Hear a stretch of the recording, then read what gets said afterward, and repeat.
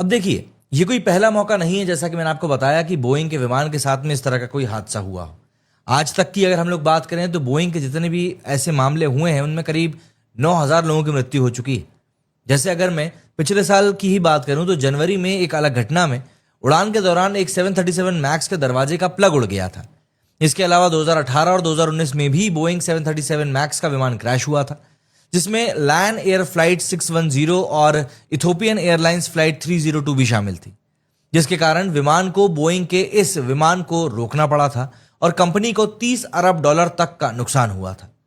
वहीं 2018 और 2019 की दुर्घटना के दौरान 189 और 157 लोगों की वहां पर मृत्यु हुई थी। हालांकि अभी ये बोइंग 737-800 से कहीं हद तक परिचालन में है। तो सवाल ऐसे में आखिर ये उठता है कि आखिर बोइंग के विमानों में खराबी क्या है। जब बोइंग के विमान लगातार क्रैश हो रहे थे तब बोइंग 737 मैक्स की जांच करेगी। जांच में मैन्यूवरिंग कैरेक्टरिस्टिक्स ऑटोमेशन सिस्टम मतलब कि MCAS से जुड़ी हुई एक प्रॉब्लम निकलकर सामने आई। इस सिस्टम ने मैन्युअली लैंडिंग पर डिपेंडेंसी जो थी वो कम कर दी थी, लेकिन पायलटों को इसके बारे में काफी हद तक ब्रीफिंग जो थी वो नहीं दी गई थी। आलम यह हुआ कि 2018 और 2019 में करीब 350 यात्री और क्रू मेंबर्स की मृत्यु हो गई। इस हादसे के तुरंत बाद में इस विमान का संचालन तुरंत प्रभाव से रोक दिया गया। बाद में इसे अपडेट करके बोइंग 737-800 के नाम से दोबारा शुरू किया गया।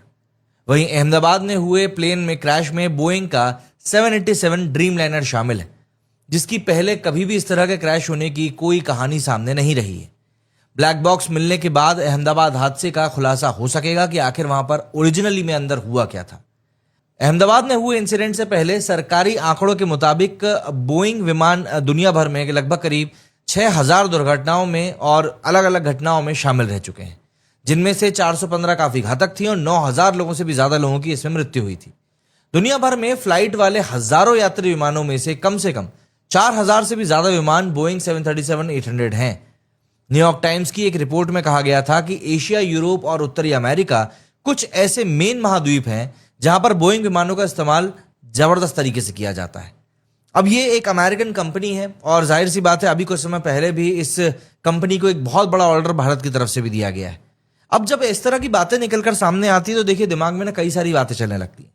क्या हुआ होगा, क्या हो सकता है, क्या सिचुएशन रही है और किस तरीके की क्या चीजें हुई हैं, उन सभी चीजों को लेकर बहुत सारे डिस्कशंस होना शुरू हो जाते हैं, क्योंकि ये चीजें रहती ही इतनी ज्यादा मिस्टीरियस हैं कि इनको लेकर ना हर कोई कंक्लूजन पे पहुंचना चाहता है।